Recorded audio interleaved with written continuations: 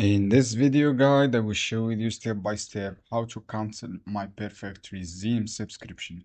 So if you want to cancel MyPerfectResume subscription, follow me in this simple steps.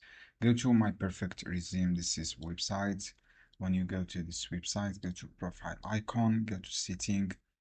When you go to the setting, you will see this page. Go to subscription, click on the subscription here.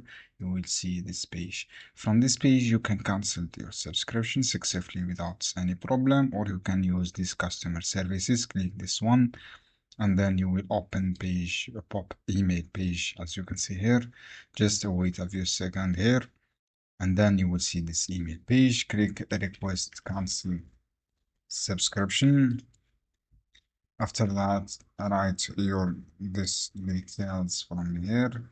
Hello, I would like cancel MyPerfectResume subscription and I want to stop my change accounts. Write your name here, and then write your all details such your email subscription, and then write your all details here. Basically, this is how you can do. I hope this guide helpful for you. Don't forget give like and share this.